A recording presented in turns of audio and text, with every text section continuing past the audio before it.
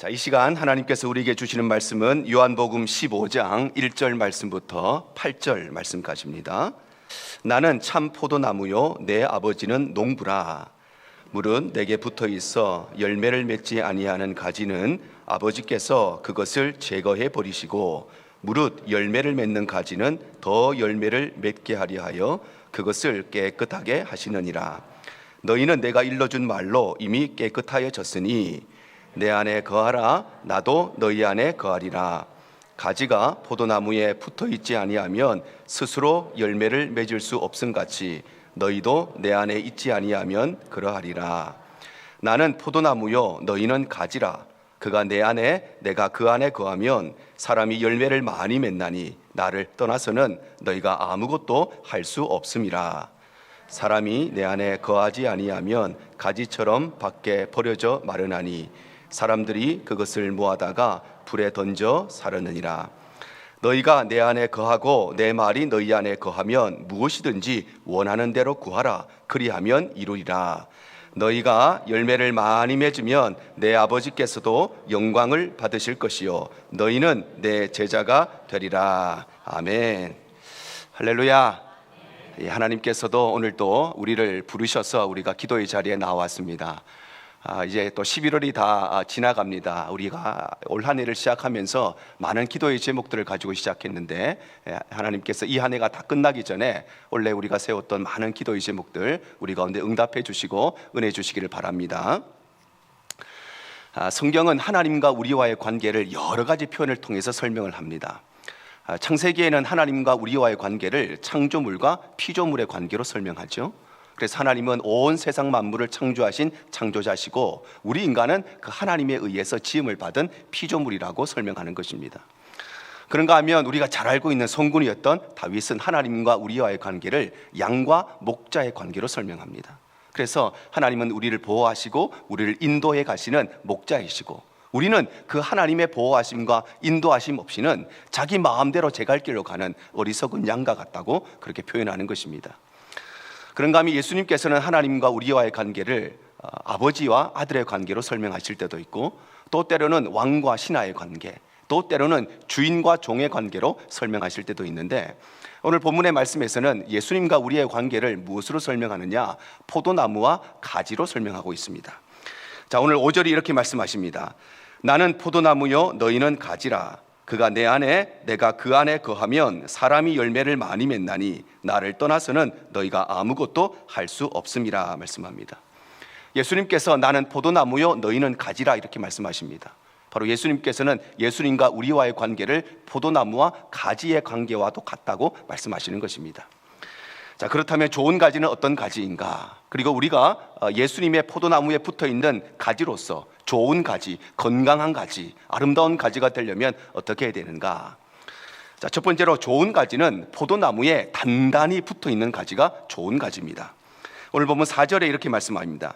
내 안에 거하라. 나도 너희 안에 거하리라. 가지가 포도나무에 붙어 있지 아니하면 스스로 열매를 맺을 수 없음 같이 너희도 내 안에 있지 아니하면 그러하리라 말씀합니다. 좋은 가지는 어떤 가지냐? 좋은 가지는 겉모습이 화려한 가지가 좋은 가지가 아니라 겉모습이 아주 아름답고 멋진 그런 가지가 좋은 가지가 아니라 좋은 가지는 포도나무에 단단히 붙어 있는 가지, 포도나무에 굳건하게 붙어 있는 가지가 제일 좋은 가지라는 것입니다. 가지가 나무에 붙어 있다는 것은 단순히 가지와 나무가 함께 한다 그런 의미가 아니라 이 두 가지는 다중적인 연합을 하고 있다는 것입니다. 그래서 나무와 가지는 가장 먼저 구조적으로 연합되어 있습니다. 이 둘은 존재적으로 하나라는 것입니다. 우리 하나님께서 우리 인간을 만드실 때에 우리 인간을 영혼과 육체를 가진 존재로 만드셨죠. 창세기 2장 7절에 이렇게 말씀합니다. 여호와 하나님이 땅의 흙으로 사람을 지으시고 생기를 그 코에 불어넣으시니 사람이 생명이 된지라 말씀합니다. 하나님께서는 흙으로 우리의 육체를 만드시고 우리의 코에 그 생기를 불어넣으셔서 우리를 영혼과 육체를 가진 존재로 만드셨다는 것입니다. 그래서 우리에게는 영혼도 있고 육체도 있습니다. 그래서 영혼과 육체는 분명하게 구별되는데 근데 구별은 되는데 영혼과 육체를 분리할 수는 없는 것입니다. 마치 가지와 나무가 그와 같다는 것입니다. 가지와 나무는 어디까지가 나무인지 어디부터 가지인지 구분은 가능합니다. 그런데 나무와 가지는 결코 분리할 수가 없다는 것입니다. 왜냐하면 가지와 나무는 존재적으로 연합되어 있기 때문입니다. 뿐만 아니라 이 두 가지는 실천적인 면에서 아주 역동적으로 연합되어 있습니다. 우리 몸에는 여러 가지 신체 기관이 있죠. 눈도 있고 귀도 있고 뇌도 있고 신경도 있고 팔다리도 있습니다. 그런데 이 모든 것들은 실천적인 면에서 연합되어 있기 때문에 눈을 통해서 우리가 보는 것을 알게 됩니다.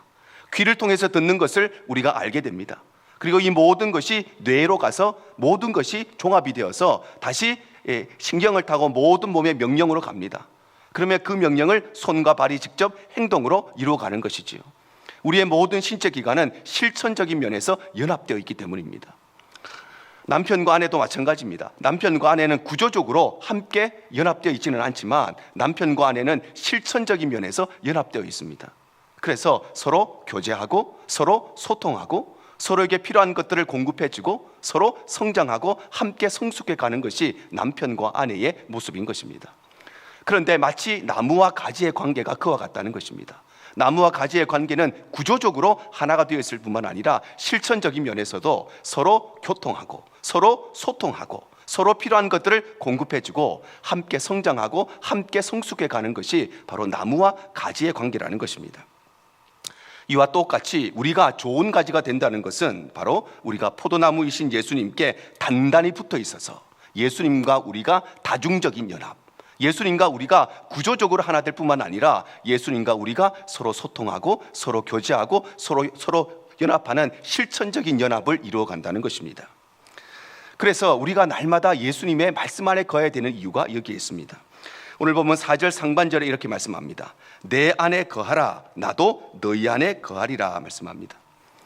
우리가 예수님 안에 거해야 되는 이유는 우리의 주어진 참된 자유는 바로 예수님 안에 있을 때에, 그래서 우리가 일정한 바운더리 안에 있을 때에, 일정한 가이드라인 안에 있을 때에 우리에게 주어진 참된 자유를 누릴 수 있기 때문입니다.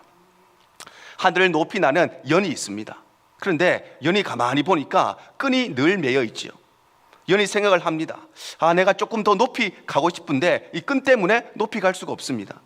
내가 저쪽으로 멀리 좀 날아가고 싶은데 이 끈이 나를 붙잡고 있어서 그래서 내가 갈 수가 없습니다.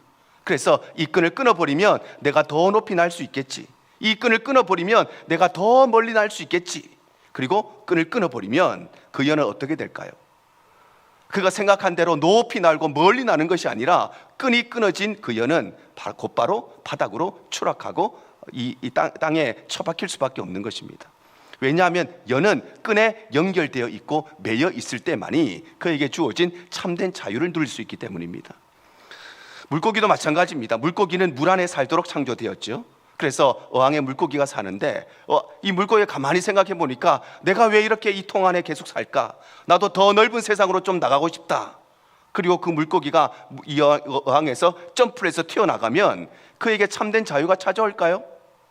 그렇지가 않죠. 물을 벗어난 그 물고기는 팔딱팔딱팔딱 고통 가운데 결국 죽을 수밖에 없는 것입니다. 왜냐하면 물고기는 그 물이라고 하는 제한된 구속 안에, 물이라고 하는 바운더리 안에 있을 때에만 그에게 주어진 참된 자유를 누릴 수 있기 때문입니다. 어떤 집에서 햄스터를 키웠습니다. 애완동물 햄스터를 키우는데 그 집 아이가 이 햄스터를 보고 갑자기 불쌍한 마음이 들었습니다. 하루 종일 이 작은 통 안에서 쳇바퀴 돌듯이 살아가는 이 햄스터가 너무 불쌍하게 여겨졌습니다. 그래서 어느 날 이 햄스터를 가지고 놀이터에다가 풀어줬습니다. 마음껏 살도록 풀어주었습니다.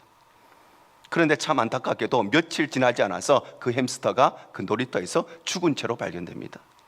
왜냐하면 햄스터는 혼자서 살아갈 수 있는 야생동물이 아니라 주인의 보살핌을 받아야 하는 애완동물이기 때문에, 그래서 그는 주인의 보살핌 안에 있을 때, 주인의 인도함 안에 있을 때 참된 자유함을 누릴 수 있기 때문입니다. 우리의 머리카락이 마찬가지입니다. 우리에게 수많은 머리카락이 있는데 이 머리카락은 머리에 붙어 있어야 가치가 있는 존재입니다. 이 머리카락이 머리에서 분리가 되면 어떻게 돼요? 그 머리카락은 쓰레기에 불과한 것입니다. 머리카락이 머리에 붙어 있을 때 우리는 머리카락에다가 샴푸도 하고 린스도 하고 트리트먼트도 해주죠. 머리카락이 머리에 붙어 있어야 우리는 드라이도 하고 빗질도 합니다. 머리카락이 머리에 붙어 있어야 우리는 파마도 하고 커트도 하고 염색도 하는 것입니다. 그런데 머리카락이 머리에서 분리되는 순간, 머리카락이 머리에 붙어 있지 않게 되는 순간 그 머리카락은 곧바로 쓰레기통으로 가는 것입니다. 머리카락이 빠졌는데 이 머리카락이 너무 아까워서 이 머리카락에다가 샴푸를 해주는 사람이 세상에 어디 있겠습니까? 머리카락이 빠졌는데 너무 아까워가지고 이 머리카락에다가 염색해주고 이것을 사랑해주는 사람이 어디에 있겠습니까? 왜냐하면 머리카락은 머리에 붙어 있어야만 가치가 있고 머리에서 떨어져 나가면 아무 가치가 없는, 곧바로 쓰레기통으로 가는 그런 존재가 되기 때문입니다. 그런데 이 가지라고 하는 것이 나무에게 마찬가지입니다. 가지는 나무에 붙어 있을 때에만 존재 가치가 있는 것이지 나무에서 분리가 되면 그 가지는 마치 머리에서 분리된 머리카락과 같이 아무 의미 없는, 존재 가치가 없는 그런 존재가 된다는 것입니다. 그래서 우리는 언제나 하나님의 말씀에 순종해야 되는 것입니다. 왜냐하면 예수님이 곧 말씀이시기 때문입니다. 요한복음 1장 1절에서 3절이 이렇게 말씀합니다. 태초에 말씀이 계시니라. 이 말씀이 하나님과 함께 계셨으니 이 말씀은 곧 하나님이시라. 그가 태초에 하나님과 함께 계셨고 만물이 그로 말미암아 지은 바 되었으니 지은 것이 하나도 그가 없이는 된 것이 없느니라 말씀합니다. 바로 예수님이 곧 말씀이시기 때문에 우리가 예수님 안에 거한다는 것은 곧 말씀 안에 거한다는 것이고, 말씀 안에 거한다는 것은 곧 말씀에 순종한다는 것을 의미하는 것입니다. 하나님께 붙어 있어야 할 우리 인간이 하나님과 분리된 이유가 무엇인가? 하나님과 단절된 이유가 무엇인가? 그것은 바로 말씀에 불순종했기 때문이죠. 창세기 3장 6절에 이렇게 말씀합니다. 여자가 그 나무를 본즉 먹음직도 하고 보암직도 하고 지혜롭게 할 만큼 탐스럽기도 한 나무인지라. 여자가 그 열매를 따먹고 자기와 함께 있는 남편에게도 주매 그도 먹은지라 말씀합니다. 바로 하나님께서는 우리 인간에게 선악과를 따먹으면 반드시 죽을 것이라고 분명하게 말씀하셨음에도 불구하고 인류의 조상인 아담과 하와가 그 말씀에 불순종하여서 선악과를 따먹고, 그래서 하나님과 단절되고 하나님과 분리되고 마치 머리카락이 머리에 붙어 있다가 떨어져 나가서 아무 존재 가치가 없게 되는 것처럼 우리 인간이 하나님 앞에서 영원히 죽을 수밖에 없는 죄인이 된 것입니다. 사울도 마찬가지지요. 사울이 하나님과 분리된 이유, 하나님의 버림받은 이유는 하나님의 말씀에 순종하지 않았기 때문입니다. 사무엘상 13장 13절과 14절이 이렇게 말씀합니다. 사무엘이 사울에게 이르되 왕이 망령되이 행하였도다. 왕의 하나님 여호와께서 왕에게 내리신 명령을 지키지 아니하였도다. 그리하였더라면 여호와께서 이스라엘 위에 왕의 나라를 영원히 세우셨을 것이거늘 지금은 왕의 나라가 길지 못할 것이라. 여호와께서 왕에게 명령하신 바를 왕이 지키지 아니하였으므로 여호와께서 그의 마음에 맞는 사람을 구하여 여호와께서 그를 그의 백성의 지도자로 삼으셨느니라 말씀합니다. 바로 사울이 하나님의 버림을 받은 이유가 무엇인가? 그가 하나님과 단절되고 분리된 이유가 무엇인가? 그것은 다름 아니라 그에게 명령하신 하나님의 말씀을 불순종했기 때문에, 그 말씀에 순종하지 아니했기 때문에 그는 하나님께 버림을 받고 말았던 것입니다. 그러므로 사랑하는 성도 여러분, 우리의 삶이 예수님께 단단히 붙어있는 삶이 되시기를 바랍니다. 우리의 삶이 예수님께 굳건히 붙어있는 삶이 되시기를 바랍니다. 우리의 삶이 그 말씀에 철저히 순종하는 삶이 되시기를 바랍니다. 그래서 우리가 하나님의 말씀을 붙들면 하나님의 말씀이 우리를 붙들어 주시는 것입니다. 우리의 가정이 하나님의 말씀을 붙들면 하나님의 말씀이 우리의 가정을 붙들어 주시는 것입니다. 우리의 교회가 하나님의 말씀을 붙들면 하나님의 말씀이 교회를 붙들어 주시는 것입니다. 왜 우리의 가정 가운데, 교회 가운데 하나님의 붙드심의 은혜가 없느냐? 우리가 하나님의 말씀을 붙잡지 않기 때문인 것입니다. 우리의 가정이 말씀을 붙잡고 우리의 교회가 말씀을 붙잡으면 하나님의 말씀이 반드시 우리 가정과 교회를 붙들어 주시는 것입니다. 이 나라도 마찬가지입니다. 이 나라가 하나님의 말씀을 붙들면 하나님의 말씀이 이 나라를 붙들어 주시는 것입니다. 이것이 바로 우리가 좋은 가지가 되기 위한 첫 번째 걸음인 것입니다. 자, 두 번째는 좋은 가지는 불필요한 것들을 다 제거한 가지입니다. 오늘 보면 2절이 이렇게 말씀합니다. 무릇 내게 붙어 있어 열매를 맺지 아니하는 가지는 아버지께서 그것을 제거해 버리시고 무릇 열매를 맺는 가지는 더 열매를 맺게 하려 하여 그것을 깨끗하게 하시느니라 말씀합니다. 바로 좋은 가지는 어떤 가지인가? 좋은 가지는 필요 없는 모든 가지들을 다 제거한 것. 필요 없는 모든 것들 다 가지치기한 가지가 좋은 가지라는 것입니다. 포도농사의 특징이 있는데 포도농사는 다른 농사와는 달리 육안으로는 그 결실을 가늠하기가 어렵다는 것입니다. 다른 농작물들은 그것이 성장하는 과정이 보면 열매가 맺겠구나, 아니면 이번에는 열매를 못 맺겠구나, 그것을 가늠하기가 가능한데 다른 농작물들은 열매를 많이 맺겠구나, 이 가지에서는 열매가 안 나겠구나, 그것을 가늠할 수가 있는데 포도는 열매가 맺히는 그 결실의 때까지 맺을지 안 맺을지 가늠하기가 어렵다는 것입니다. 그래서 포도농사의 최대의 관건은 어디에 있느냐? 가장 먼저 어떤 가지가 열매를 맺을 수 있는지, 어떤 열매가 이 열매를 못 맺을지 그것을 빨리 판단해서 열매 맺지 못할 가지를 빨리 가지치게 해주는 것이 포도농사의 가장 중요한 관건이라는 것입니다. 왜냐하면 열매 맺지 못하는 가지는 자기도 열매를 맺지 못하면서도 필요한 영양분을 혼자 다 빨아먹기 때문에, 그래서 열매를 맺을 수 있는 모든 가지들이 필요한 영양분을 공급받는데 방해 요소가 되기 때문에, 그래서 얼마나 가지치기를 잘해주느냐가 농사의 향방을 결정한다는 것입니다. 그래서 포도농사를 짓는 농부들 중에 가장 좋은 농부는 어떤 농부냐? 어떤 가지가 열매를 맺을지, 어떤 가지가 열매를 못 맺을지 그것을 가장 빨리 가장 정확하게 판단할 수 있는 농부가 제일 좋은 농부라는 것입니다. 그리고 그 농부의 가장 중요한 임무는 열매 맺지 못하는 가지를 가장 빠른 시간 내에 잘라내고 가지치기 해주는 것, 그게 농부에게 주어진 가장 중요한 임무라는 것입니다. 이와 똑같이 우리가 좋은 가지가 된다는 것은 우리의 삶에 불필요한 모든 것들을 제거하고 잘라내고 가지치기 해야 우리가 좋은 가지가 될 수 있다는 것입니다. 우리에게 필요 없는 게 얼마나 많이 있는지 모릅니다. 우리 안에 염려와 걱정과 근심이 참 많죠. 우리에게 필요 없는 그 가지들을 빨리 제거하여야 우리가 좋은 가지가 되는 것입니다. 우리에게 미움과 시기와 질투의 가지가 있습니다. 그걸 빨리 제거하여야 우리가 좋은 가지가 될 수 있다는 것입니다. 우리에게 불평과 불만과 원망이 얼마나 많이 있습니까? 그걸 빨리 가지치게 해야 우리가 좋은 가지가 될 수 있다는 것입니다. 우리 현대인들이 참 바쁘게 살아가지요. 특별히 우리처럼 이민자의 삶을 정말 눈코 뜰 새 없는 것이 이민자의 삶입니다. 그래서 바다 바로 옆에 사는데도 불구하고 바다 한번 가는 게 쉽지가 않고, 산 옆에 사는데도 불구하고 산에 한번 오르는 것이 쉽지가 않고, 하늘 아래 사는데도 불구하고 하늘 한번 쳐다보는 것이 녹록지 않는 것이 우리 이민자의 삶입니다. 과거에는 그렇게 말했잖아요. 자신의 나이에 따라서 시간의 속도가 흘러간다고 그랬습니다. 그래서 40대의 인생은 40마일로 시간이 지나가고, 60대가 되면 60마일이 되고, 80대가 되면 80마일로 지나간다고 그랬는데 요즘은 그렇지도 않습니다.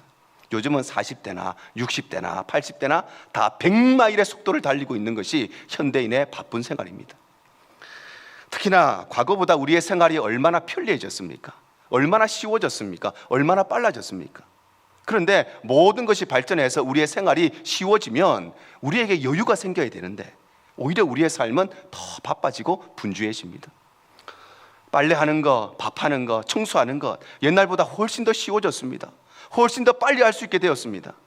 그런데 그럼에도 불구하고 우리에게 여유가 생기지 않고 오히려 더 바쁜 생활을 하고 있습니다. 옛날에는 시장 한번 보는 거 참 쉽지가 않았죠. 옛날에 물건 하나 사는 거 참 쉽지가 않았습니다. 그런데 요즘에는 그렇게 편리하게 컴퓨터로, 셀폰으로 주문만 하면 바로 갔다 오는 그런 사회에 살고 있는데, 그러면 우리의 생활에 시간이 더 많아지고 여유가 많아져야 되는데 그렇게 우리가 편리한 생활을 하는데 우리는 더 바빠지고 더 시간이 없습니다.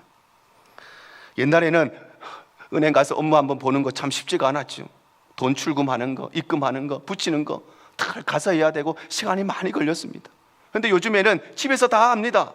갈 필요도 없지요. 그렇게 편리해졌는데, 이렇게 기술이 발전해서, 문명이 발전해서, 문화가 발전해서 우리의 생활이 그렇게 편리해지고 쉽게 할 수 있게 되었는데, 그러면 우리가 여유롭게 생활을 해야 되는데 오히려 우리의 생활은 더 바빠지고 말았다는 것입니다. 예전에는 그래도 1년에 성경 한 번 읽고, 그래도 기도하고, 그래도 봉사했는데 요즘에는 얼마나 바쁜지 성경 읽을 시간이 없습니다. 요즘에 얼마나 바쁜지 기도할 시간도 없고, 요즘에 얼마나 바쁘게 사는지 교회 봉사할 시간도 없는 것이 오늘날 우리가 살아가는 시대입니다. 그런데 여러분, 우리의 삶이 왜 이렇게 바쁠까요? 옛날보다 모든 것이 편리해졌는데 왜 이렇게 바쁠까요? 모든 일이 쉽게 할 수 있는데 왜 이렇게 바쁠까요? 우리의 생활이 바빠진 이유는 다름 아니라 우리가 굳이 안 해도 되는 것을 너무 많이 하고 살기 때문입니다.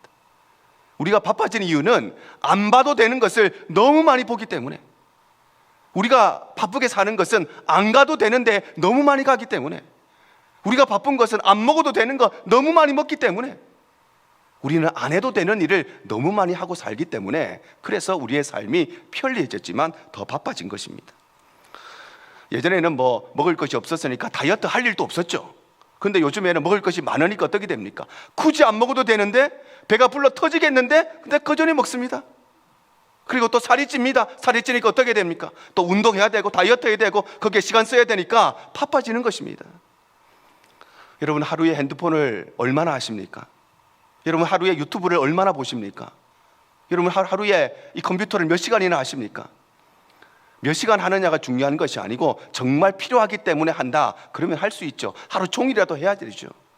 그런데 우리가 얼마나 셀폰을 보고 얼마나 유튜브를 보고 얼마나 컴퓨터를 하는데 정말 꼭 필요한 것을 하고 있는지, 아니면 안 봐도 되는 거 보고 있고 안 해도 되는 거 하고 있고 안 읽어도 되는 거 읽고 있지는 않는지, 그래서 우리의 삶이 자꾸만 바빠지는 것입니다. 그래서 오늘날 우리에게 필요한 능력은 다름 아니라 내가 할 수 있지만 안 할 수 있는 능력, 바로 절제할 수 있는 능력이 우리에게 필요한 것입니다. 그래서 오늘날 가장 큰 이슈 중에 하나가 not to do입니다. not to do, 안 할 수 있는 능력. 못해서 안 하는 것이 아니라 할 수 있음에도 불구하고 안 할 수 있고 절제할 수 있는 것, 그것이 오늘날 우리에게 매우 중요한 이슈가 됩니다. 그래서 요셉이라고 하는 사람, 우리가 잘 알고 있죠. 보디발의 아내의 유혹 앞에서도 그가 절제할 수 있었던 것이 바로 거기에 있습니다. 창세기 39장 7절에서 10절이 이렇게 말씀합니다. 그 후에 그의 주인의 아내가 요셉에게 눈짓 하나가 동침하기를 청하니 요셉이 거절하며 자기 주인의 아내에게 이르되, 주인이 아무것도 내게 금하지 아니하였어도 금한 것은 당신뿐이니 당신은 그의 아내임이라. 그런즉 내가 어찌 이 큰 악을 행하여 하나님께 죄를 지으리이까. 여인이 날마다 요셉에게 청하였으나 요셉이 듣지 아니하여 동침하지 아니할 뿐더러 함께 있지도 아니하니라 말씀합니다. 바로 그가 그의 정욕을 절제할 수 있었던 것, 바로 그것으로 말미암아 이 보디발의 아내의 유혹을 철저하게 거부할 수 있었던 것입니다. 그런데 정반대로 히스기야는 자기 안에 있는 것 절제하지 못했습니다. 뭘 절제하지 못했느냐? 자랑하고 싶은 마음을 절제하지 못했습니다. 열왕기하 20장 12절과 13절이 이렇게 기록되어 있습니다. 그때에 발라단의 아들 바벨론의 왕 브로닥 발라단이 히스기야가 병들었다 함을 듣고 편지와 예물을 그에게 보낸지라. 히스기야가 사자들의 말을 듣고 자기 보물고의 금은과 향품과 보배로운 기름과 그의 군기고와 창고의 모든 것을 다 사자들에게 보였는데 왕궁과 그의 나라 안에 있는 모든 것 중에서 히스기야가 그에게 보이지 아니한 것이 없더라 말씀합니다.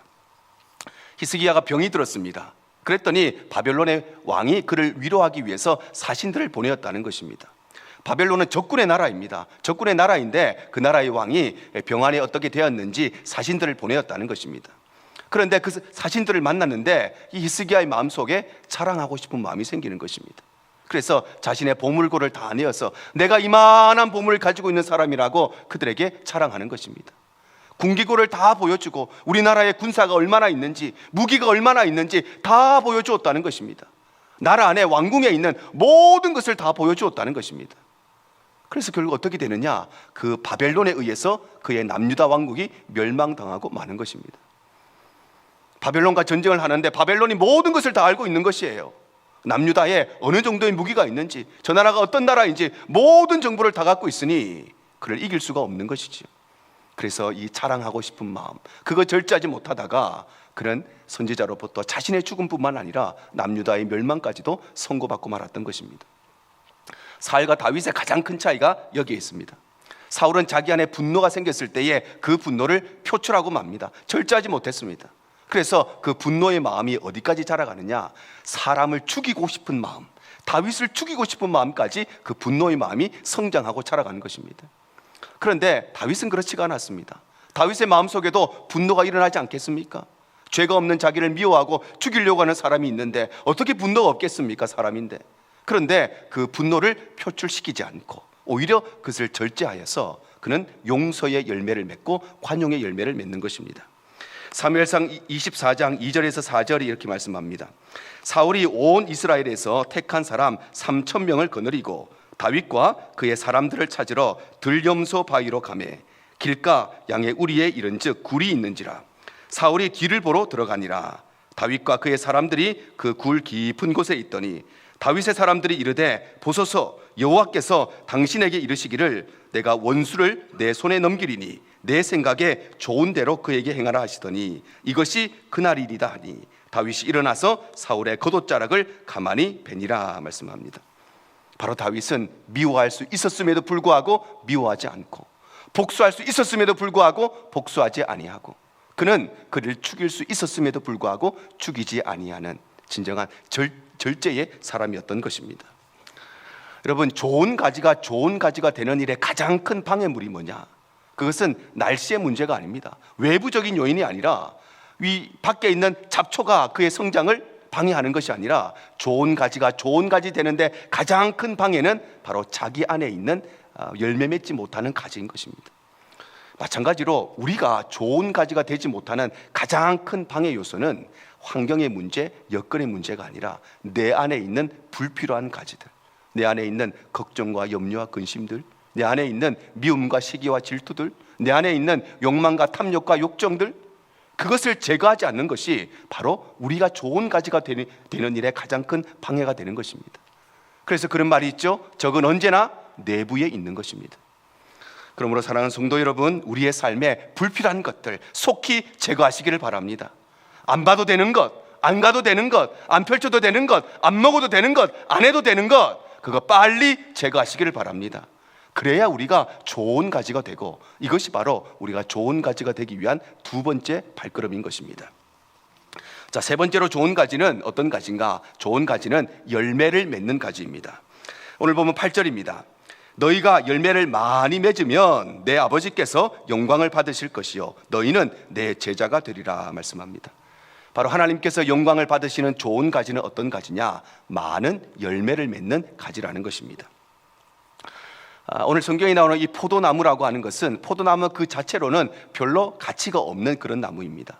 왜냐하면 포도나무에도 꽃이 열리는데 포도나무의 꽃은 사실상 꽃이 아니라 거의 풀 수준이기 때문에 포도나무의 꽃을 기르는 사람도 없고 관상용으로 사용하는 사람도 없고 이 꽃을 선물하는 사람도 없기 때문입니다.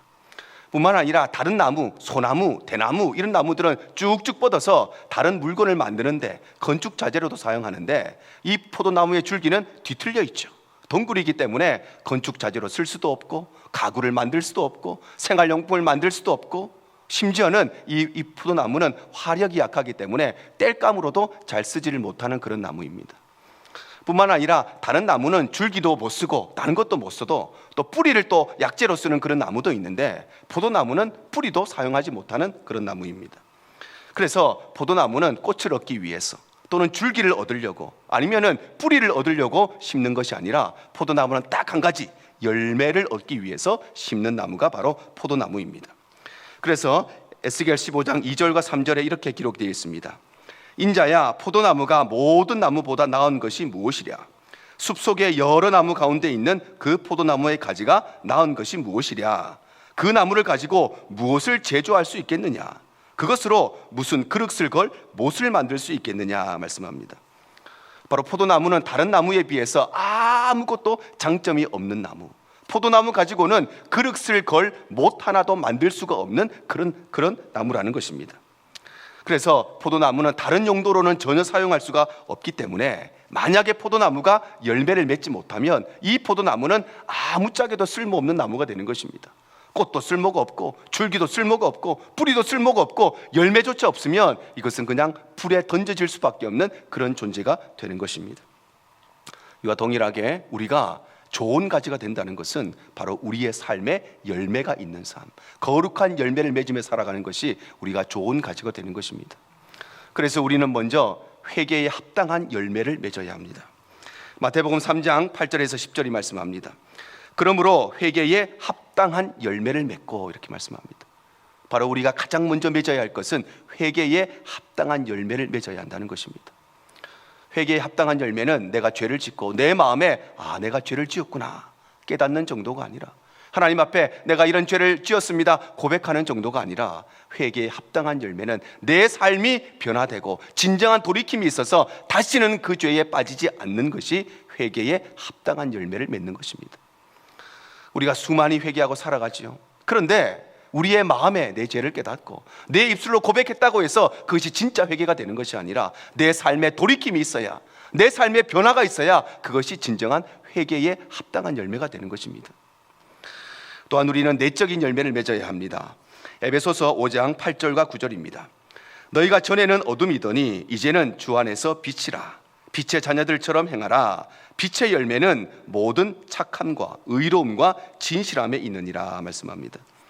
바로 우리가 죄를 회개하고 하나님의 자녀가 되었다면, 하나님의 자녀가 된 사람은 빛의 자녀가 되었기에 빛의 자녀로서 예수 그리스도의 성품을 닮아가는 거룩한 빛의 열매들, 그래서 착함과 의로움과 진실함이라고 하는 우리 내면의 열매들이 맺혀져야 한다는 것입니다.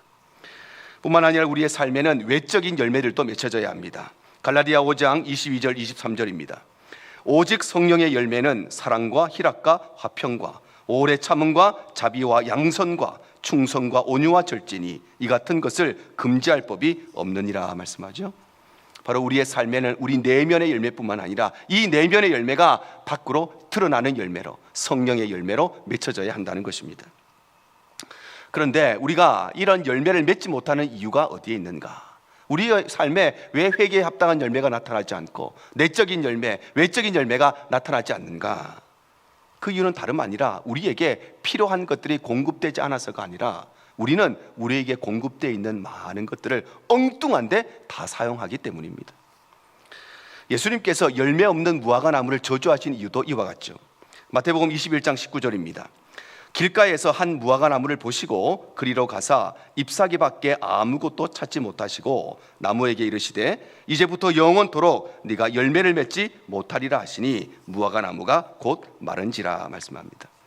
바로 이 나무가 열매를 맺지 못하는 이유는 영양분을 공급받지 못해서가 아니라, 날씨가 안 좋아서, 비가 안 와서 그래서 열매를 맺지 못한 것이 아니라 이 나무에게는 모든 영양분이 공급되었고 좋은 날씨가 공급되었고 충분한 비가 공급되었는데 자신에게 주어진, 자신에게 공급되어진 이 모든 것들을 어디에다 사용했느냐?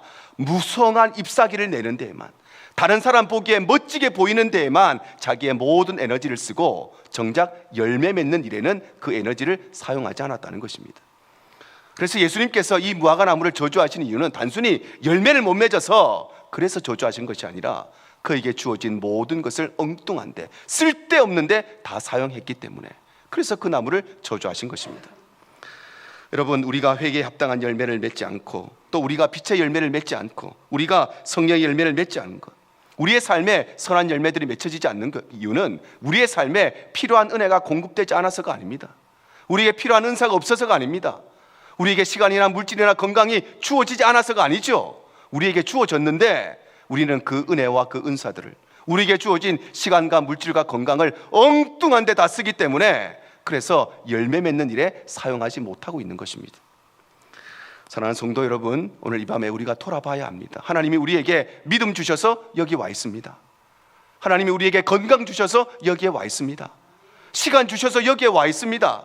하나님 우리에게 거룩한 성전을 주셔서 우리가 모일 수 있는 것입니다.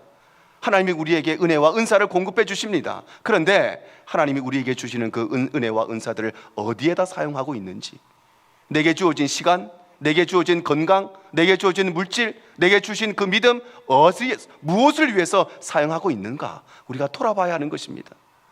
우리가 우리에게 주어진 것들을 내가 멋지게 보이는 일을 위해서 사용한다면 우리는 저주받은 무화과 나무와 똑같은 삶을 살아가고 있는 것입니다. 그러므로 사랑하는 성도 여러분, 이 가을의 계절, 결실의 계절에 우리의 삶에 거룩한 열매들이 맺혀지게 되기를 축복합니다. 우리의 삶에 회개의 열매가 맺혀지고 우리의 삶에 빛의 열매가 맺혀지고 우리의 삶에 성령의 열매가 맺혀지게 되기를 축복합니다. 그럴 때에 우리가 바로 하나님께서 영광을 받으시는 좋은 가지로 하나님 앞에 세워지고 쓰임받을 수 있는 것입니다. 이제 2022년이 이제 저물어져 갑니다. 올 한 해 시작할 때에 우리의 가정 가운데, 교회 가운데, 또 우리 개인 가운데 얼마나 많은 기도의 제목이 있었습니까?